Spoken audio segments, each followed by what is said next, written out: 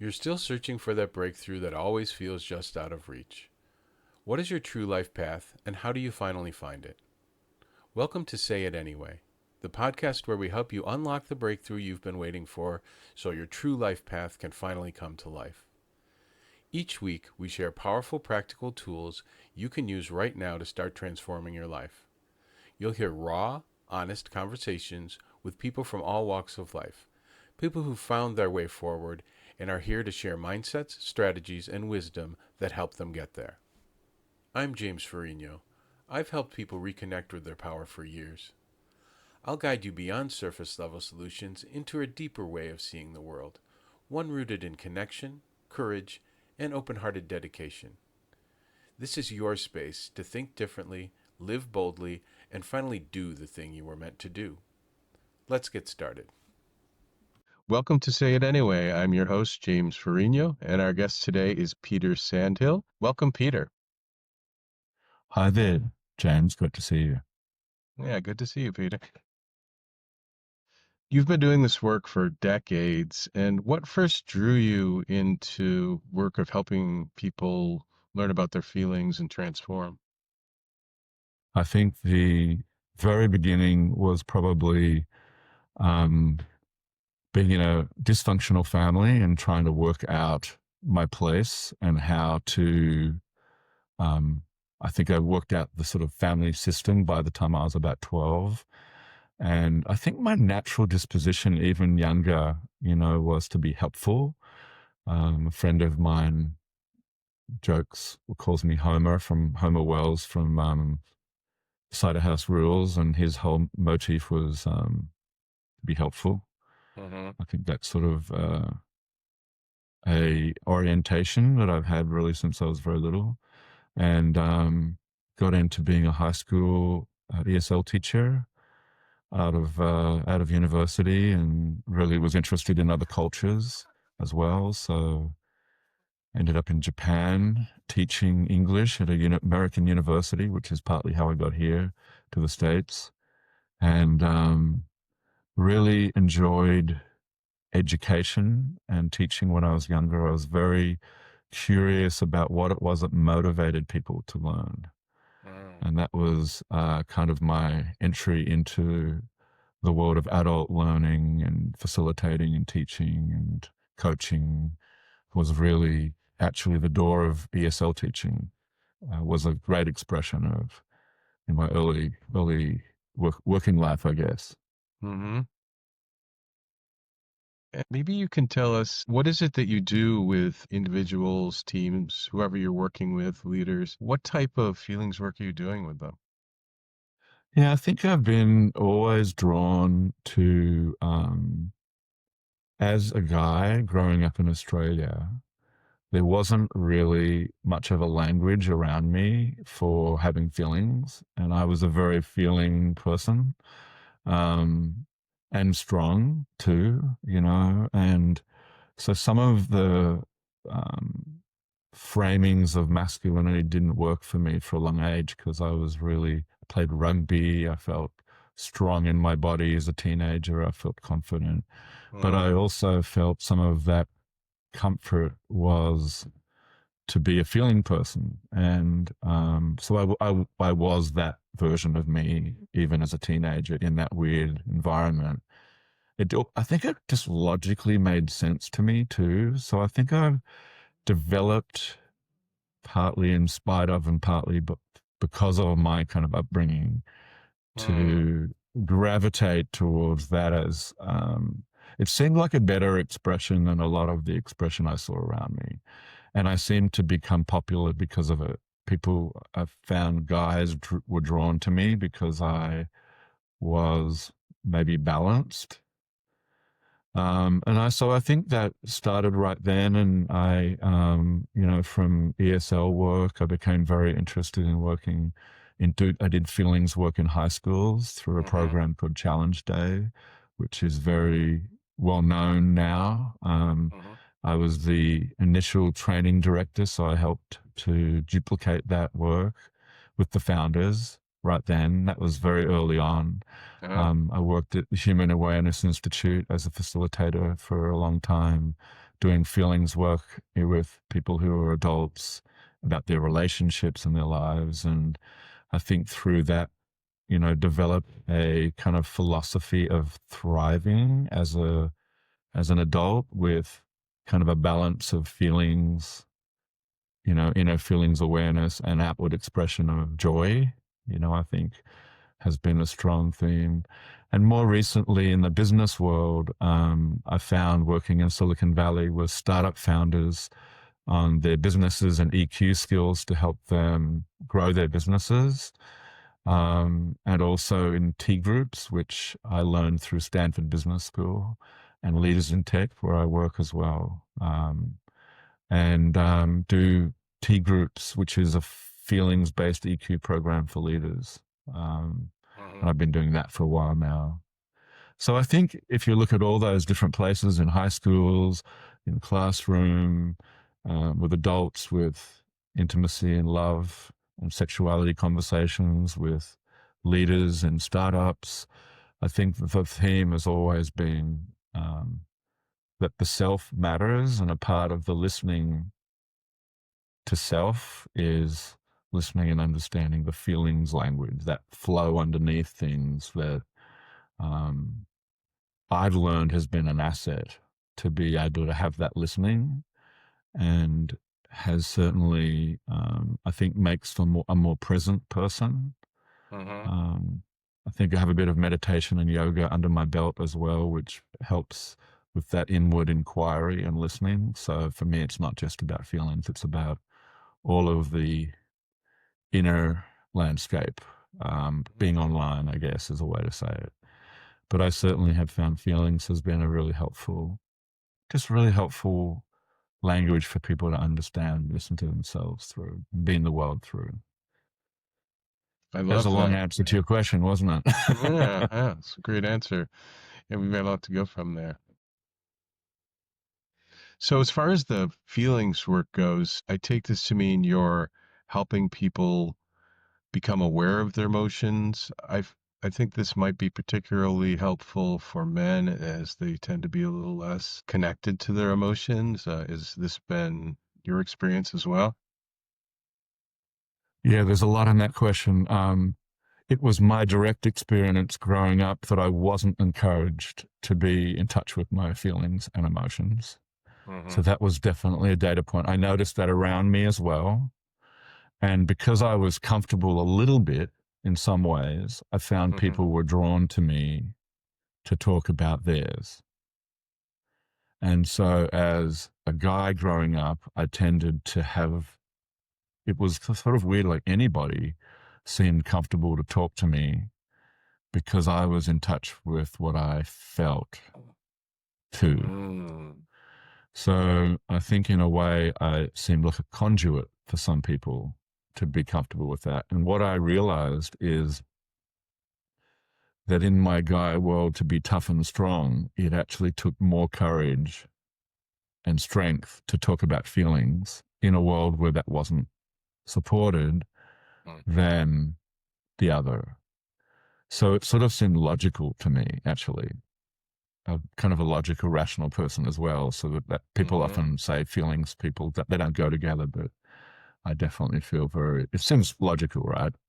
So then, I think I became a leader when I was young, and I noticed that being in touch with that, as I said, that current was helpful in learning to be a leader. So I think in a way I pushed against the sort of system of what I was taught to be a guy very early and started to define my own way. And I think I've had that my whole life now, that men have been curious about me because I think I open a doorway, I give a kind of consent to talk about in that language in the way we are right today. It's sort of, this is a normal occurrence for me, is people's curiosity. And I think there's a yearning.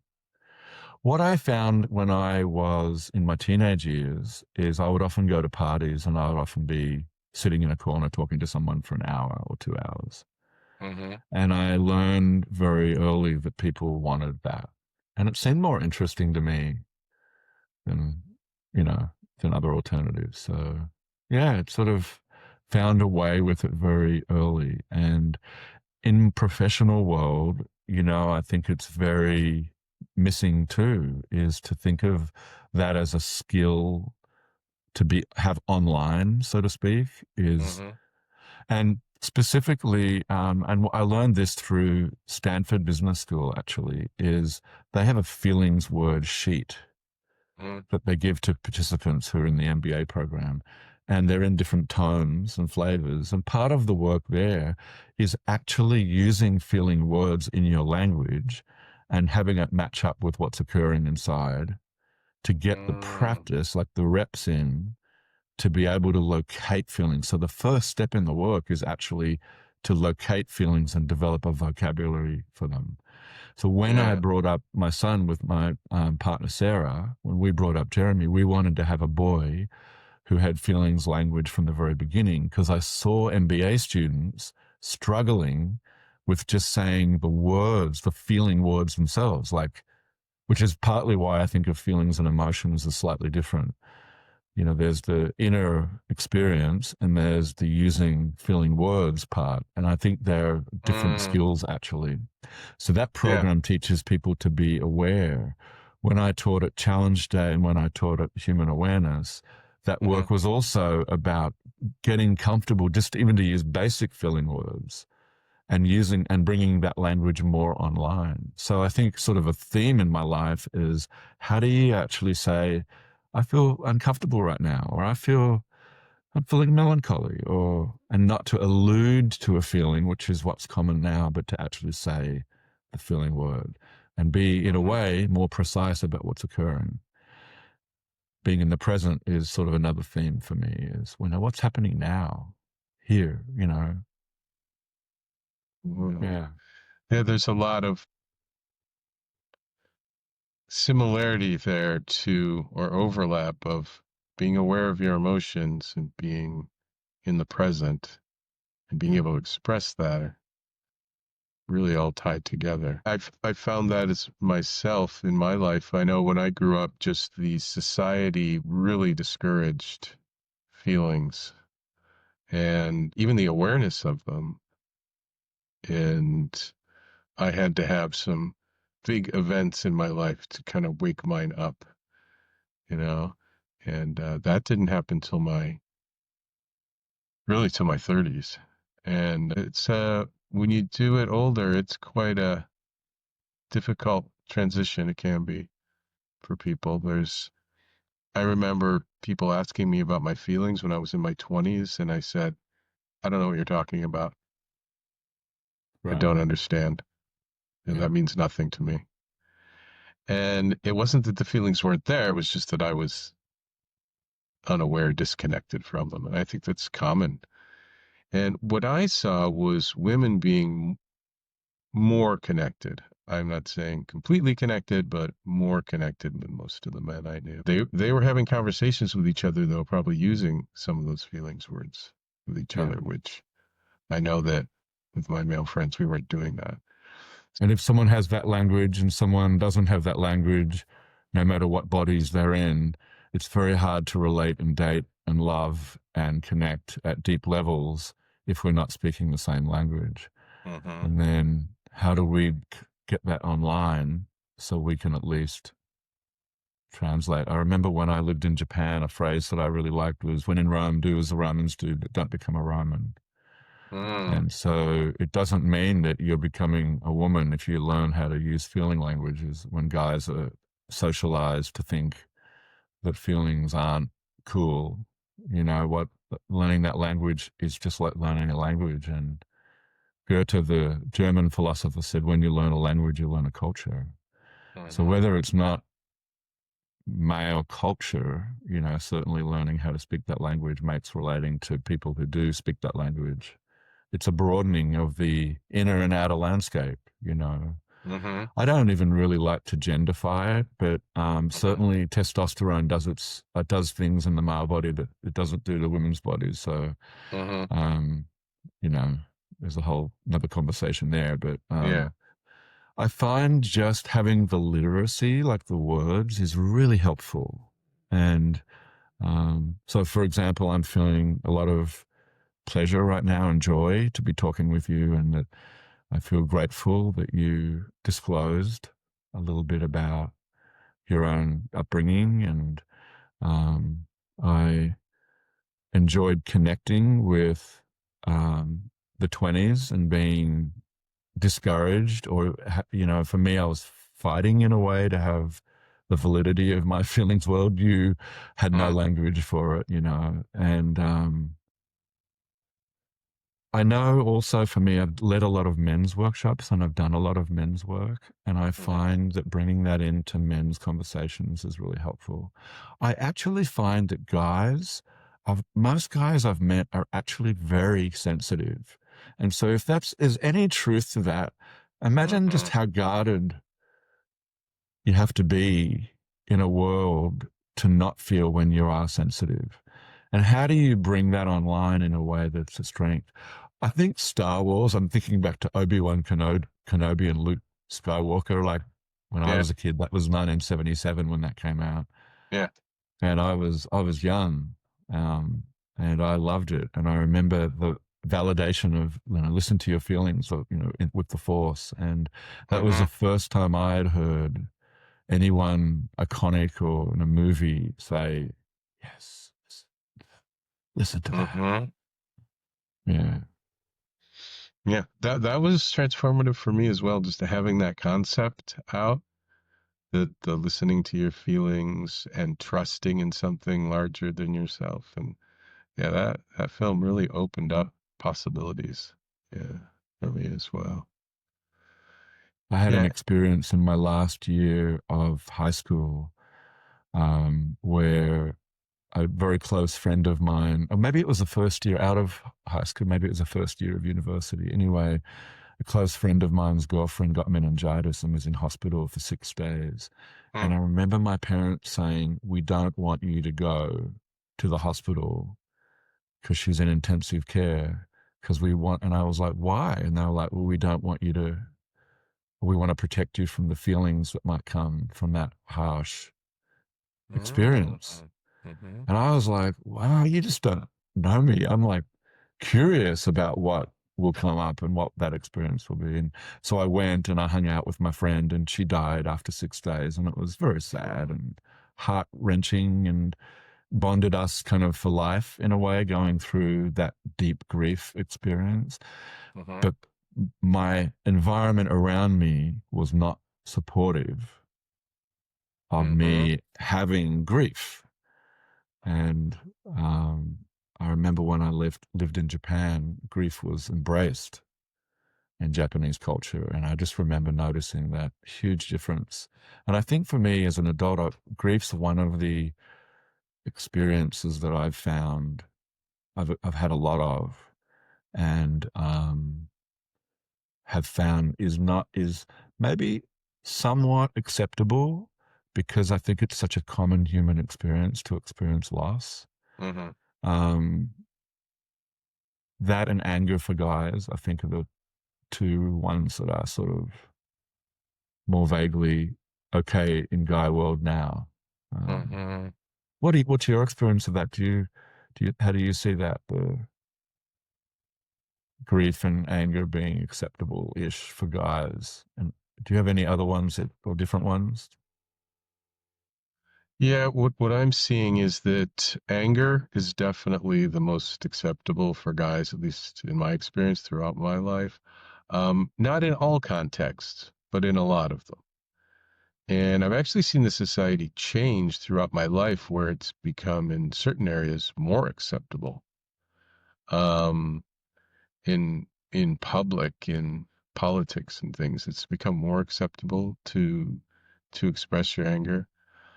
And as far as the grief, yeah, that seems to have changed throughout my lifetime too. That seems to gradually become a little more acceptable, the grief, though not as acceptable as anger, but it's kind of okay to a limit. A lot of different people and places are different, but it's like you're allowed to have so much grief, and then X number of days has passed and now it's over, and then the acceptability is time has elapsed and, you can't have it anymore.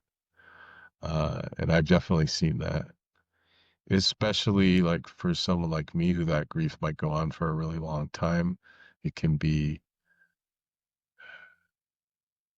unpleasant for people around you that maybe don't want to know about that anymore. They've had enough of it.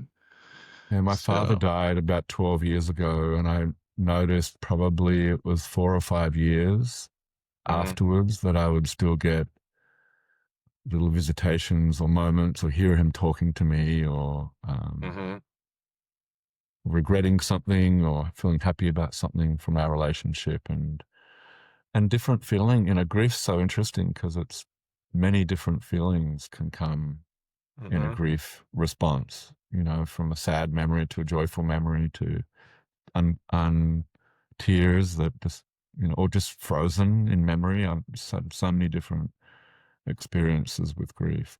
mhm, And it surprised me that it was, 4 or 5 years after he died. And still now it's more like drawing on a memory and feeling nice about it or whatever I feel about it in the moment. mhm. But no one told me, like you said, it was a shorter period of time. And I think that might have been 6 months that it was acceptable in my world. And then, Mhm. you know, 3 months. I Yeah. don't know. Yeah. Yeah.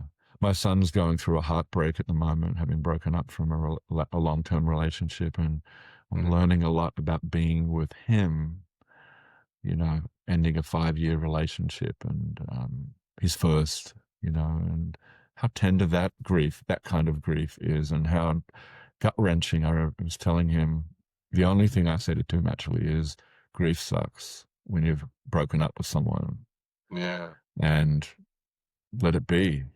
Whatever it is what it is. And I just decided to keep out of there and let him have his own experience, but told him that it was okay, and it's normal to feel for a long time. So trying to Yeah. give a different message to the one that you and I got. Yeah. Yeah. I do that a lot working with people as well, just trying to I have students and clients and usually just giving them space, holding space for them and allowing them to have their emotions really is the Yeah.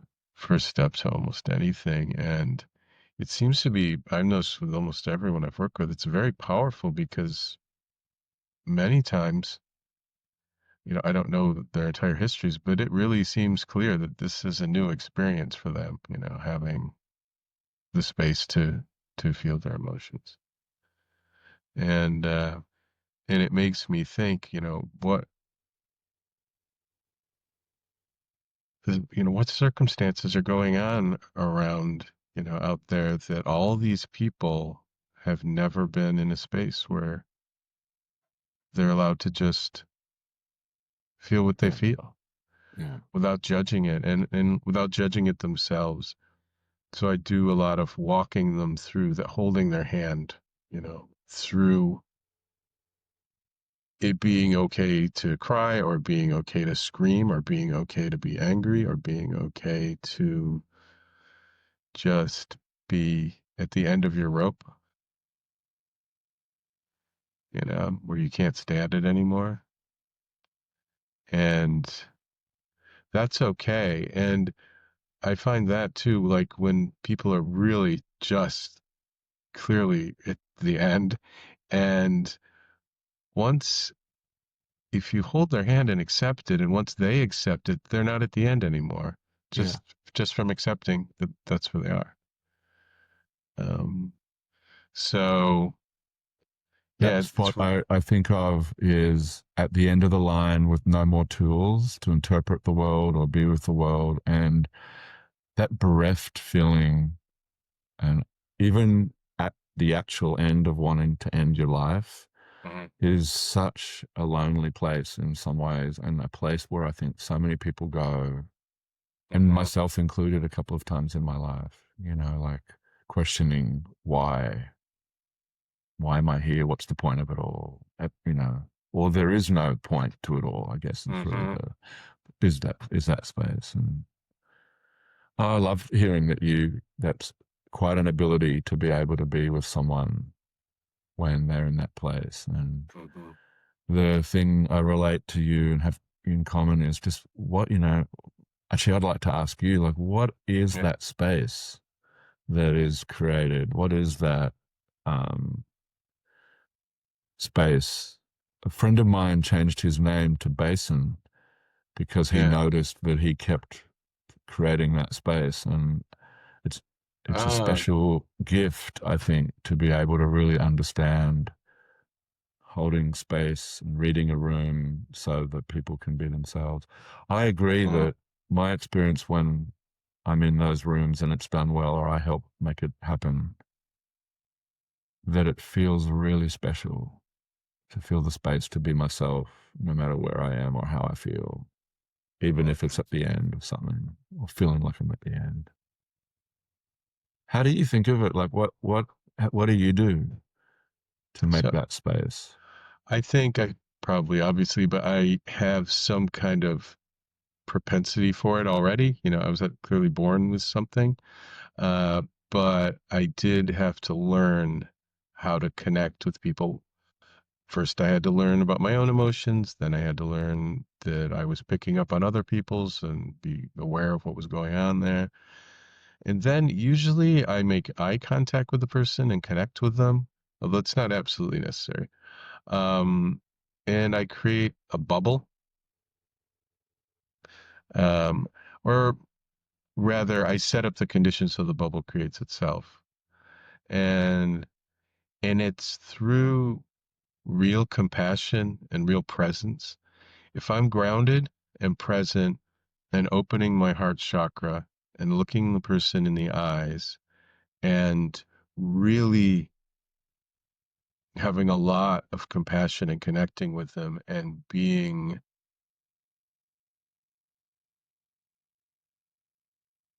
there's a lot of things going on there. I'm being completely accepting of anything that happens. I'm being completely accepting of them. I'm surrounding them with love. I'm kind of thinking of myself as I'm here, I'm present, I'm grounded, I'm on earth, so it's okay. And I'm making that whole bubble okay, and they're in it, so they're okay. Yeah. And it may take a little while for them to settle down if they're really having a crisis, but they will. And they'll become connected, and they'll connect to me, and it's as if I'm temporarily grounding them and loving them in lieu of them grounding and loving themselves, I guess. And I found it to be almost, I've had people attack me during it, but I never stopped doing it. I found it to be very powerful and to be, at least in my experience so far, it's always been successful. In that place, even if irrespective of the reaction happening with another person or people, when whatever comes at you, you hold, there's a place you are referencing that I'm curious about. I think of that as a kind of core through my center. It's that place I think that I reference when I say I feel centered. When that's grounded deeply and I'm connected to my core, kind of doesn't matter what comes at me. And the space, that sort of cocoon you referenced around you,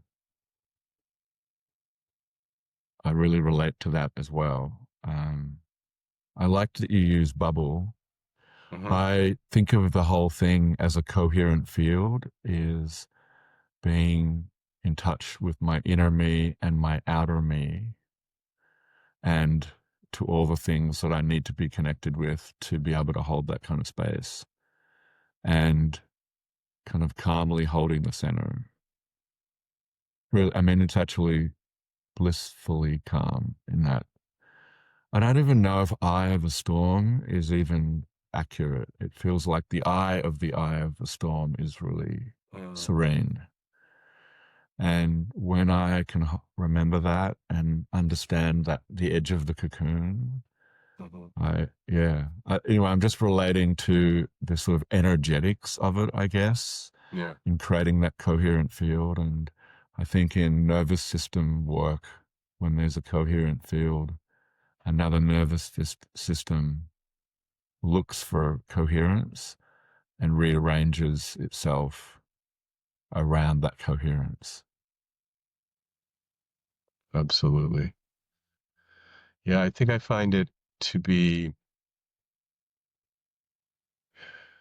I think of it as a reality. Like there's a reality tunnel. Like each person is in their own little universe. And if I can bring someone into mine, all is well. And that's how I do it. I am doing a few other energetic things. I have a master's in intuition medicine from the Academy of Intuitive Medicine. So I use a few of those techniques to kind of ramp it up. But it's gotten so now I can do it pretty quickly without having to consciously run particular energies. I'll just do a couple little things and it'll basically ground and it'll happen. I think So, they and call it unconscious competence when you do it without thinking. It's just a yeah, natural part of your mojo. yeah. Yeah. I mean, and I did the Human Awareness Institute is where I started to learn this. It's where I started to learn to do that. Uh, there's a lot of there was the Academy and other workshops as well that really brought me to a different level. But that's where I began, really. I had a lot of learning with a woman called Linda Cesara in Berkeley. She has an energy class school, Uh-huh. and I found her work really, really powerful. And there's a meditation that I do actually many times a day that she taught me, which includes grounding, finding your center, understanding the edge of you, the energetic edge of you, clearing what's inside out so there's only you in there, and Uh-huh. also understanding how to work with your chakras. And there's a whole bigger picture framework that she also teaches. But I found just that practice, when we were talking earlier about being calm, I found that that's been a nervous system calming meditation for me, and getting me tuned in to that, what's going on, where I am and what's going on around me and what's going on in here. And I also did some Vipassana meditation. I've done a bunch of that, and I found that kind of inner awareness, sensation awareness had to be very helpful in that kind of, I think, calming as well as awareness, And so for me, when it sort of added to the feelings process, to be able to have sensation awareness, but then also to have developed a literacy for feeling words. And that's sort of part of what I was meaning about the sort of inner work and the outer work. And I'm noticing, talking to you today, that you have a lot done. You're sort of referencing a lot of inner work that you've done to be able to create that outer space for people to step into if they want. Yeah, and I remember Human Awareness Institute seeing you at workshops, and I wasn't really aware of what you were doing, but I could see that something was happening. I could see that there was an energetic source, and I would notice that you would be aware and notice what was going on with someone when your back was to them and they were kind of far away. And Yeah. I was always curious about that. I think that was one of my motivations to learn that type of awareness. I think probably the theme inside of that awareness that has been one of my hardest things to work on is not making the listening about me. is getting my own Mm-hmm. agenda, ego, thinking brain that is also really a great aid for me, is having that less online and more a listening that isn't, I think it's just hard. It's not just feelings listening, it's part of it, but it's, Linda, my friend and teacher that I mentioned earlier, she talks about it as the body being an instrument Mm-hmm. and bringing your instrument online more and more Mm-hmm. by different practices. And then through that instrument, lots of different things come online to listen, you know. So I'm speaking very broadly now, but Yeah. right down to physical sensations that you're perceiving on your skin right now, or a sensation in the belly, or, you know, some sensing, as you just mentioned, of what's behind, without hyper attention, but more like how to bring in attention, I guess, is a way to. We're getting quite esoteric, I guess, aren't we? This Yeah. is kind of Yeah. fun, Yeah. um, but it's interesting how we bring our experiences along Mm-hmm. and integrate them to be who we are, you know, and I think back to the sort of topic where we started, which is creating space, you know, I think I actually also think of, like you, what's the physical space? It's Mm-hmm. interesting that you mentioned a bubble. Mm-hmm. I use bubbles sometimes too, and Mm-hmm. I also use kind of electromagnetic feeling of Mm-hmm. making space is another sort of form that I use. But I often think of that like, what is the space? You know, right now we've got your room and my room, and then whatever's between us. But I often think of, you know, the physical space that people are in, and also comfort in their bodies. You know, like what makes people comfortable when they're listening to this now, or what makes people comfortable in a physical space. To Mm-hmm. me, that's also a factor in how do people best take information in and learn. What do people need for that? And I think the needs for that are really different. And a part of holding space is having some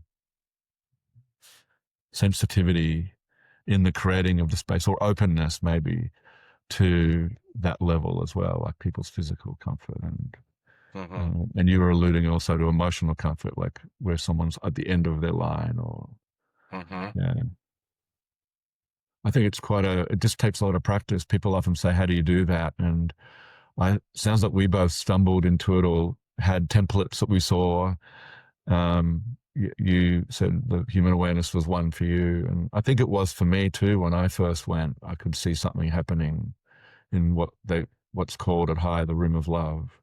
And I Mm-hmm. think of that in space creating, whether I did it in high schools, or is how do you create a sense in a space that people relate to in their terms in the space. In challenge days, we did the work in gyms, in school gyms. So we Mm-hmm. created that in that environment. Part of it was a big circle of chairs.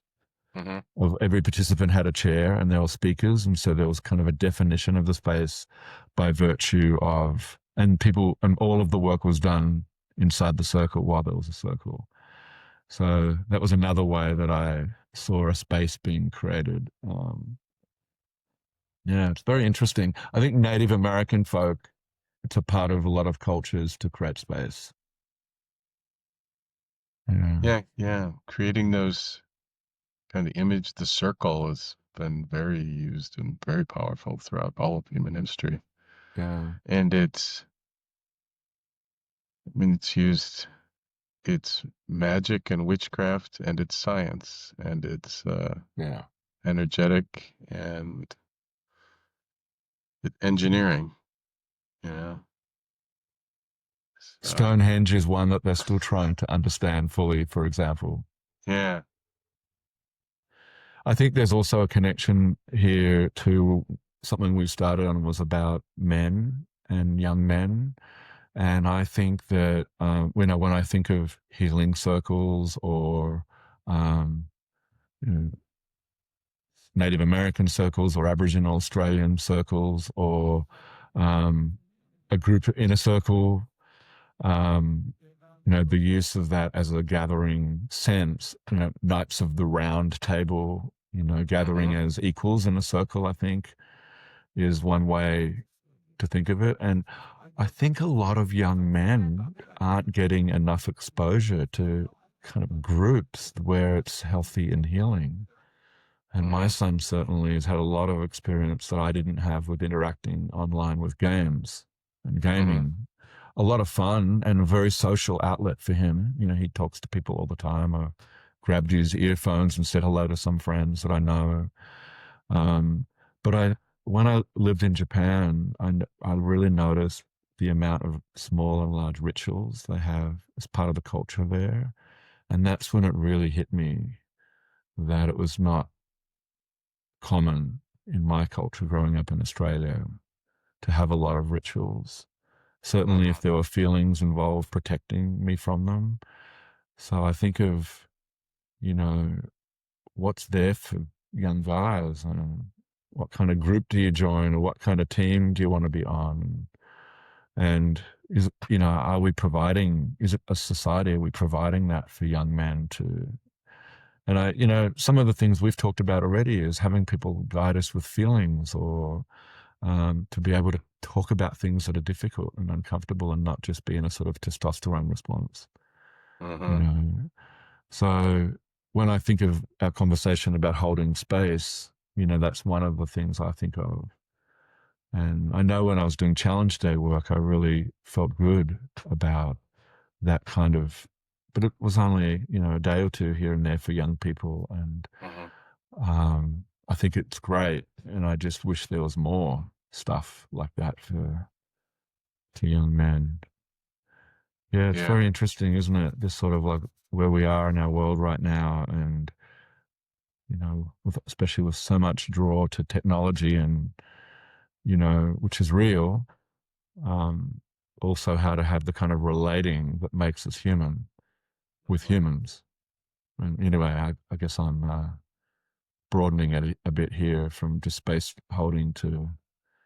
How do you think about that? How do you think about men and young men, and from that sort of point of view about, you know, spaces that have held you and Mm-hmm. how you, yeah.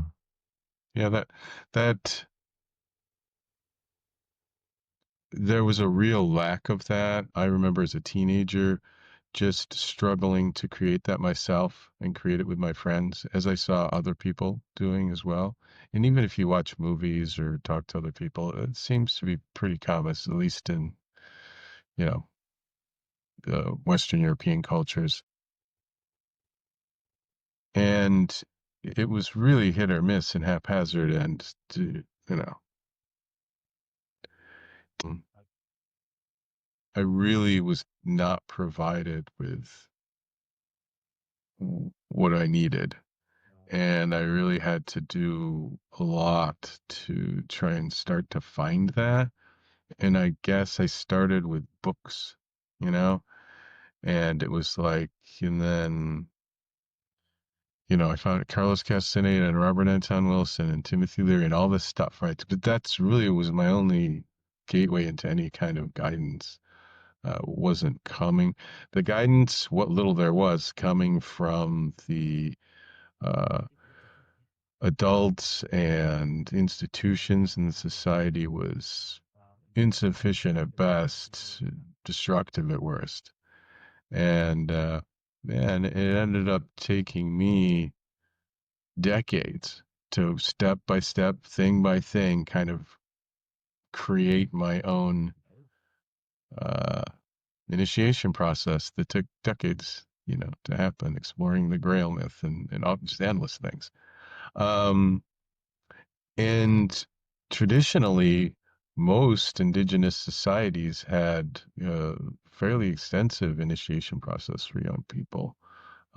They vary greatly, but there was something, and quite often a lot, of teaching young people what the world is, what your society is, how to interact with in relationships, with sexuality, with your body, your emotions, you know, your own energy. You know, the list is very long of all the things.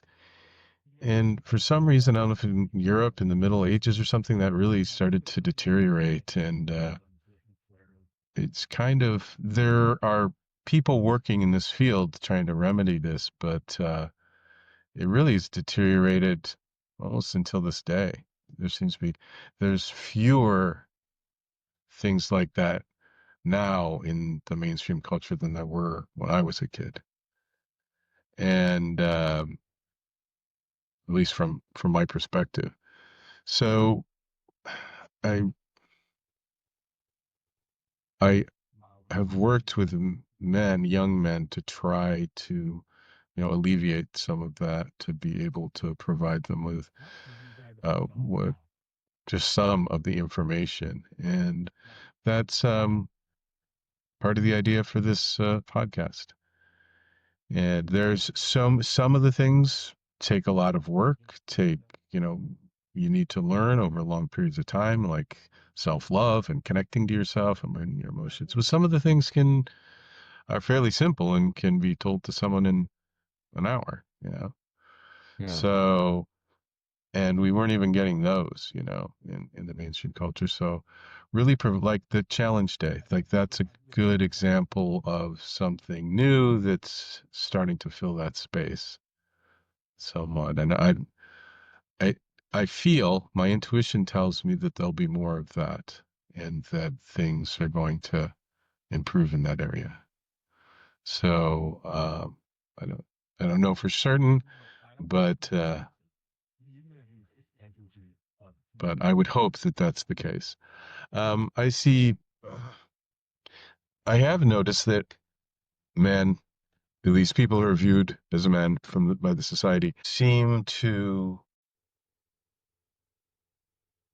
and as far as I've seen in the culture, and this is actually all over the world, I've had clients in Africa, in Iran, that have the same issues, the exact same issues, that people have in the Bay Area. So is that men have very little support and education, even less than women do. I think because women talk to each other. And there also, I noticed there are some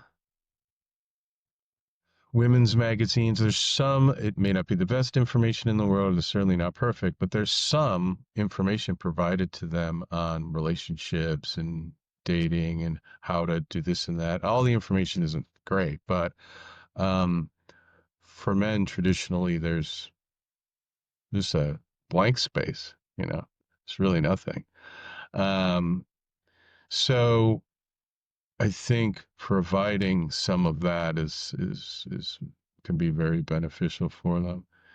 And I've said this before, but one of the pieces of information I'd like to get out to women is that when they find that men aren't emotionally available, won't connect with them, um, the women that I've talked to have become upset with their partner, the man, because he won't do it. And they have the idea that he's refusing to do it, or he's angry, or having some kind of other issue, or that it's,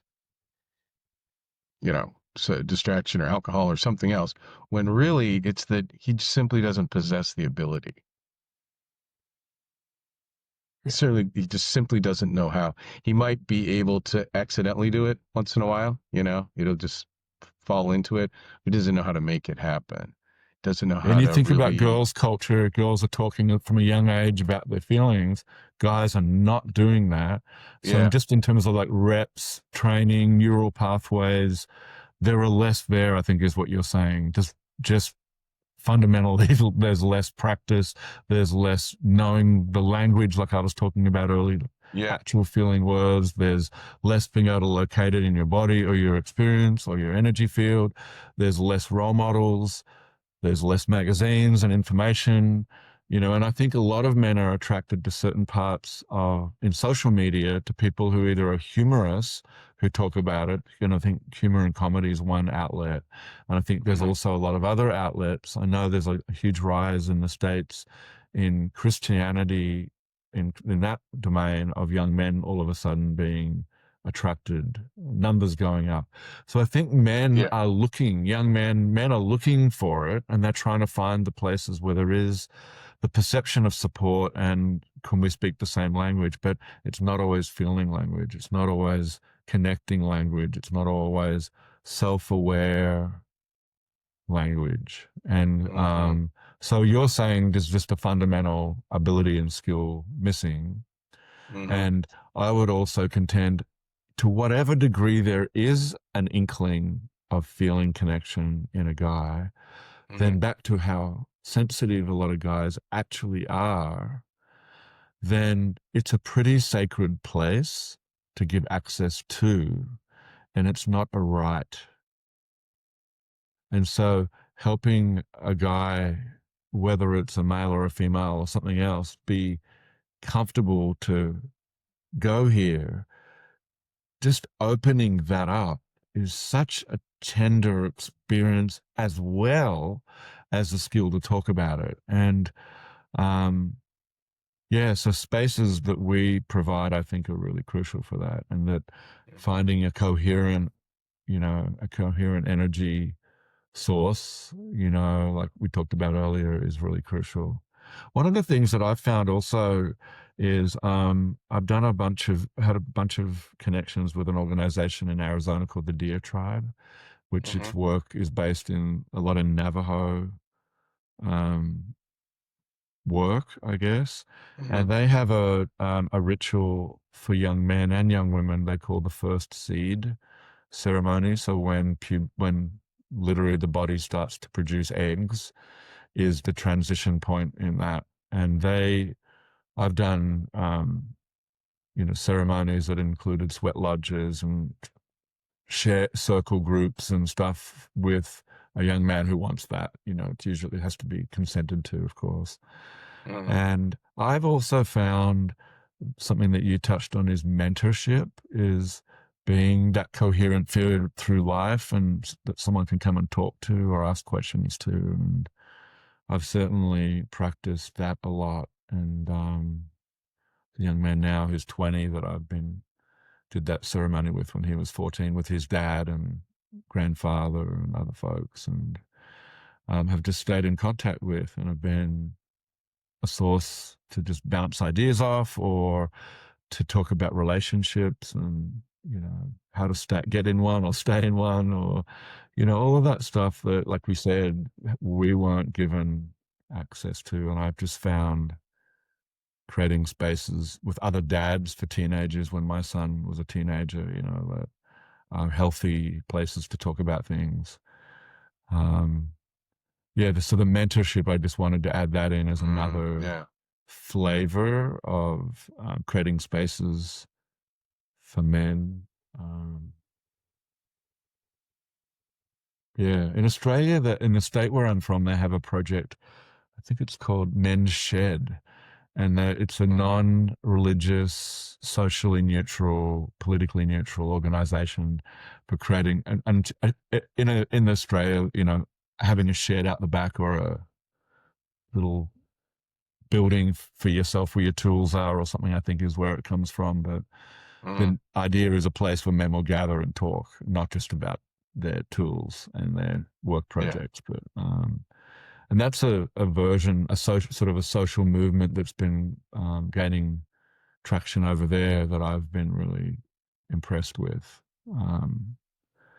Nice. It's interesting that in our conversation, one of our themes has gotten to, places for men and the lack of them in our experiences. And I often wonder about that for my son. He's about to go to the UK, and what will he find that is supportive for him? And I worry about him and this topic, and having the right influences around. That is one of the things that I think about as a dad. Even though, I feel I'm probably very well resourced, and with the richness of our conversation and like the work we've each done to find our way to create these spaces. And yet here I am, I still worry on the side of being a dad too, in a very normal parent way, who cares about their kid. Yeah, there's no escaping the emotions. You don't learn to not have them. You learn to be with them, right? So they're always there. Interestingly, I was just thinking about being a son when you were saying that, and I went to my dad when I was 24, and I told him that I didn't like the way he'd been my dad. He didn't mentor me in the way his idea was being a good role model was the way to be a man, but not talk about it. And I told him I didn't want that, and he um, stopped and listened, and he cried actually with me. And that was actually a turning point for us in becoming, I'd probably say, creating a new relationship, a different relationship than the one we'd had, and trying to find each other as adults. And I think that's what I'm going through with my son, without the animosity and the whatever I brought to him, but watching him become himself as a man and keeping out of it. I was alluding to the heartbreak earlier. Um, when I think of it, I think I claimed that with my father because I didn't have it. I was so infuriated that it wasn't around me, and I kind of needed it, actually. I needed to have a better kind of communicating with my father, and bless him, he jumped in, he heard the call, and he was willing to be inexperienced and fumbling in his expression of feelings when he was willing to begin that journey with me when I was 24 and he would have been 50, I don't know, 50 something. Did you ever have any moment with your father or where anything relate to that? Yeah, that's pretty extraordinary because that's not always been my experience. Um, Nothing like that. I think it's just been a slow process of being able to talk about more things and grow into them. Um, he's from the pre-boomer generation, so just barely. So he has just a different world, a different worldview, um, growing up in World War II. And so some of the things are a bit out of reach. Um, and, but I think done pretty well. I actually, from a fairly young age, kind of worked on my whole nuclear family, brothers and parents. Of my family wasn't very connected. There were no conversations. There was no real I love yous, no hugging, no, And but I did. It's interesting. I instituted it in my family fairly early on. My early 20s. think I figure I instituted hugging people when I saw them and saying I love you. And um, my mother did eventually get used to it and then was very comfortable with it. Um, Things like that. Uh, but I also find it interesting. This happens a lot is the people will, if you institute something new, after not too long a time, they forget, they feel they've always done it. Yeah. They don't remember Yeah. a time when they didn't. So That's same in my family. My family wasn't a hugging family like that. And I don't know when it came in. Maybe my mid to late 20s is when I started to really take it on. So I'm relating to you about being like a source of change, but I think it helped make people a little closer, and I don't think people remember a time. with you. Yeah. I'm with you with that. I think even societally, it's more common that men hug publicly. I Mm. remember in the late 90s, Bill Clinton and Al Gore hugging on stage. And I remember us all going, whoa, there it is, Oh, public male leaders hugging one another. What will this do? And I think I noticed from then on. And there's also sort of like the urban grab each other and sort of pull each other in here kind of hug that yeah, I that see very half hug common. thing. A Yeah. half hug, yeah, with a sort of an arm wrestle hold or something. But even that is more than when I was young. Yeah. Yeah, even that's progress. It was fairly uncommon in my youth for men to hug. Um, we did in my friend group. We did. Um, but I think we were fairly unusual. I'm open-minded people. You had a real difference between your family and your friend group, it sounds like. Yes. So And the that's friend group was much more uh, supportive, understanding, yeah, I even though think they had that's no that's experience what and had no idea what was going on. yeah, right. I think Yeah. that's probably what got me through my high school years was close friends and finding a way to be different, even in little pockets, little Mhm. conversations here and there, or yeah, Yeah. Yeah. We invented our own language and everything, like young people still do. yeah. Yeah.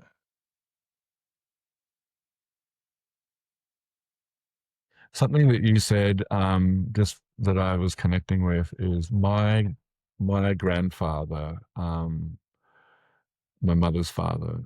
When my mum was turning 80 some years ago, I went back to Australia and I asked her to bring me photo albums Hmm. from her life so I could scan them at that stage and make a slideshow for her 80th. And which I did. I did a public slideshow with all of her people of her life, Mm. um, and one of the photos I found was a black and white photo, quite large, of two men on a battlefield with army clothing on, and there was just mud and just these two guys crossing a little wooden a bridge over where water would run. Hmm. I said to her, "Is that Grandpa?" And she said, "Yeah, it was from a battlefield in France during World War One." Mm. And I just said to her, "I don't know." I said, "I really don't know what it's like for a man to come home from a war and having seen death and even killed people themselves and really be normal again, like the way we think of not having that experience." And Hmm. I wonder about um, the integration for men back into the world with having had experience sort of that kind of trauma, so to speak. And she cried and talked about how her father was violent and moody, which were, sort of what we might think of as PTSD Hmm. behaviors, back to men not having support. And he had none in his generation, like none. And Yeah. I think he died with the inner landscape being affected and not having an outlet to talk about it. And I think my mother dealt with that anger and how she communicated with anger to us sometimes. And I think for me, in that sort of generational healing process, I think one of my promises was to not ever hit my kid, Hmm. which I have succeeded in.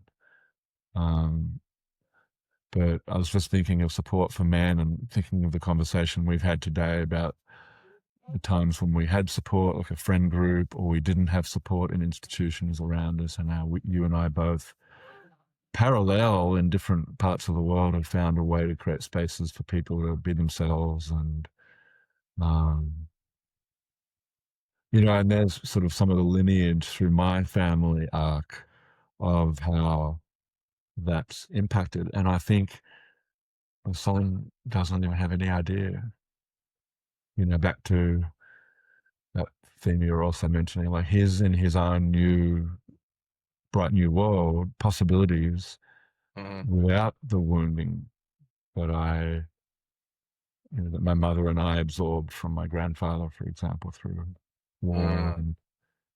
And that's another thing I just wonder a lot about is, I've got many friends who are veterans, and just the lack of the middling support for veterans, and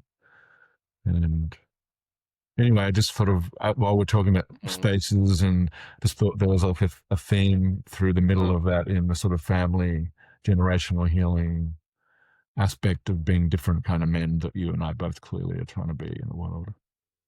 Yeah. Yeah, that's really good. There's a lot there. And what I've seen with like the men coming back from war, yeah, that was a good term, middling support, because that's what I see going on now for veterans, kind of at best. But as far as this is just my experience, all the stories I've heard of World War I, World War II, Korea, men coming back from war, usually men. I have not yet heard a story about someone who didn't have PTSD. And if you stop and think about it for a moment, well, you'd have to be, self-integrated and be able to feel your emotions and process them in order to not. Yeah. So you'd have to be a pretty rare person to not have PTSD from the war. So it's interesting because I'm not sure that the broader culture really sees that it's virtually all the veterans. Yeah. It's still seen as an anomaly or an outlier experience, and part of that is the lack of inquiry into the texture of PTSD and different kinds of trauma affecting people differently, and different modalities needed to support different people, and how each person is different in the same situation. And absolutely. Yeah, gosh, there's so much in this topic, isn't there? Yeah. I was just thinking about the other day, I was having a conversation with someone about that. We all react differently, and we can all be traumatized by different things. And if someone is really sensitive, they can be traumatized by something that another person wouldn't even notice. Yeah.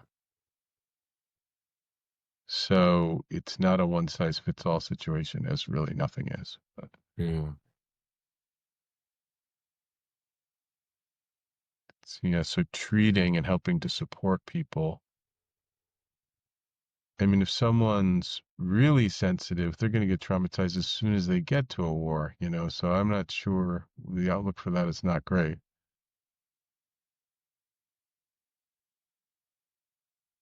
Yeah, I know. And if you think of, sorry.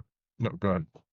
If you think of boot camp, one of the things that boot camp does is it prepares the body. It's kind of a physical body preparation. And the mental preparation, I think, is giving away your power to a greater authority that is the military, and agreeing to fall in with the system of that particular version of authority and system. And you're held by that system. But there isn't, apart from a certain kind of mental truing, a very simple truing to authority and letting go, there isn't really a training of self skills to deal with all of that change. So that, you could argue that it starts there. Some people would say, well, that made me the person that I am. And I think for some folks that's true. Yeah.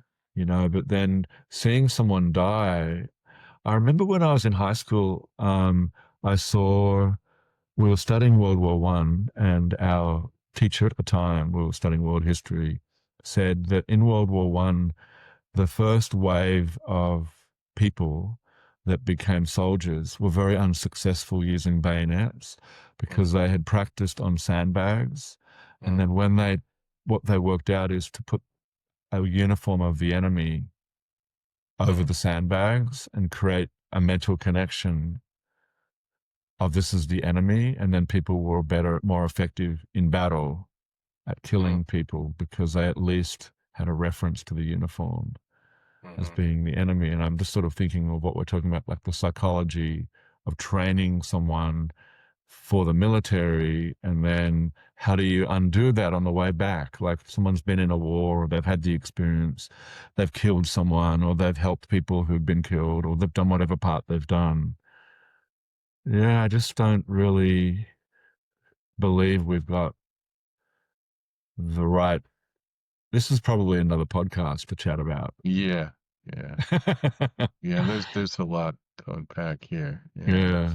Yeah. And I think one of our themes is the lack of support for men, for young men, for guys in relationships, for guys when their heart's open, for a guy who's grieving, finding our way, that's our way. I think that I don't know, I'm just sort of wrapping up in a way with just the themes we've discussed. And yeah, I didn't know we were going to have this particular conversation because we didn't know where we were going to go, but I've really enjoyed